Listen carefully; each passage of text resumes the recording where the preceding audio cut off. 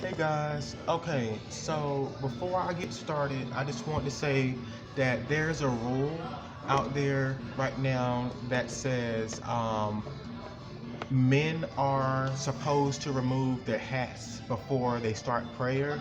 I can see if you were in your own house, and I can see if that's pretty much it. If you was in your own house, then I can see that.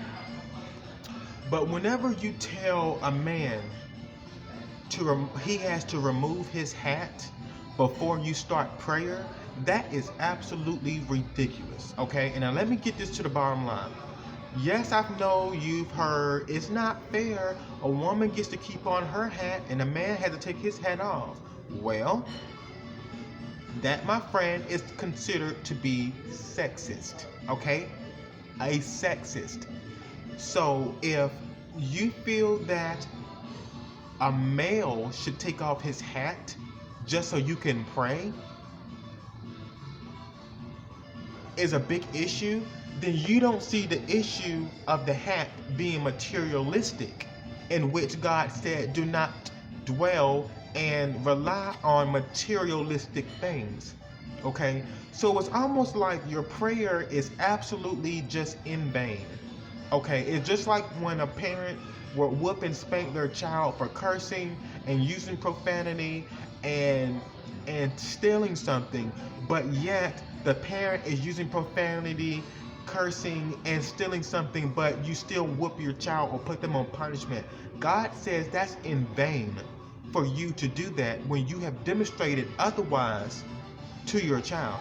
So it's the same principle as if you were to actually um, do a situation about a hat. If you were to wear a hat, um, Yeah, we might have another comment. if you actually think about it, If he shows, he shows. you can be standing in line, like we were standing in line, right? And they literally had 50 people in line ready to be served at a men's shelter, and there was a church that came and volunteered, and they were getting ready to pray over the food. They didn't care about the hats or anything like that. They were just there to serve, pray for the food, give us a blessing, and serve. Well, turns out to be that the staff that was in line, that was operating the shelter, the blacks, okay, because the white people aren't gonna make you do that. Any other race is not gonna make you do that. It's the black community. Some people in different race will make you do that, but not many. But this one is operated by African Americans who do a horrible job at servicing people in the community. I hate to put it like that, but it is absolutely the truth. Um, and God knows the intent of my heart, and He knows how I feel. And so this is not to bash anything or anything like that. It's literally to give you guys the truth. Um, so the bottom line is that the guy that was saying to remove all hats was very angry. He was not going to start the prayer until all men removed all hats. Now, this is the icing on the cake. Not everyone removed their hat. So eventually he ended up praying. But some people who did not take off their hats and some people who took off their hats, that scenario raised a red flag because that showed favoritism about who he wasn't going to continue to pinpoint and to threaten and to harass about removing a hat.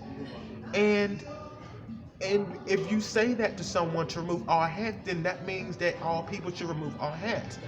If you choose to continue to stop the prayer and the service for people going back over to the table to eat over one person when you're not going to make this person do it, then what is that?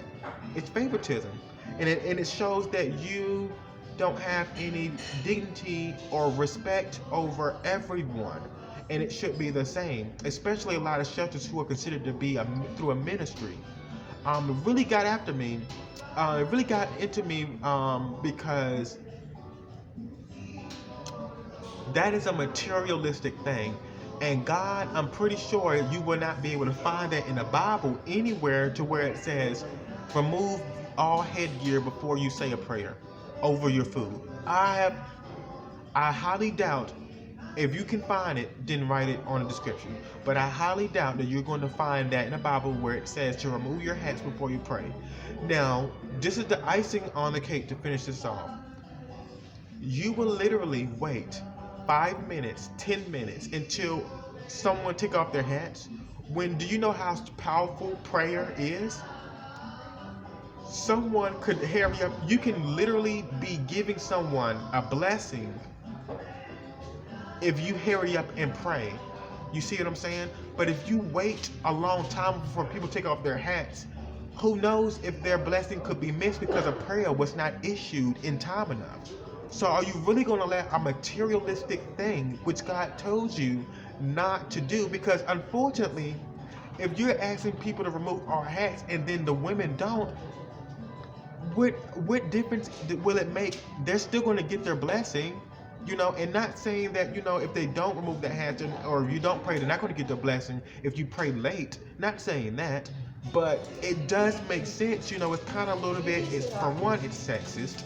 You're doing that for one gender, not the other. And then for two, if you go to church, it's the same thing. Men take off your hats, but women keep their hats on. That's being a sexist because, for one, and we understand that why women want to wear the hats around places. Sometimes they don't have their hair 100% as groomed if they wanted to. So they say, today I'm going to be a lady and I'm going to cover my head because I'm going to get it done later on and I don't want anyone to see it right now, which is understandable. But now you're saying that men don't have feelings either because some men hair is not done either.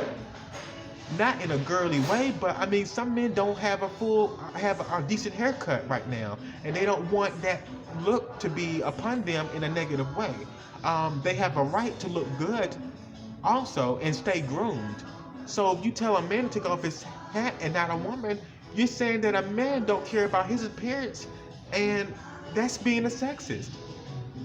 And I mean, you can argue this down, but you won't get anywhere because there's nowhere in the Bible that says it's disrespectful to wear a hat. That is something that society has came up with. So you do the math, guys. You do the science. Peace.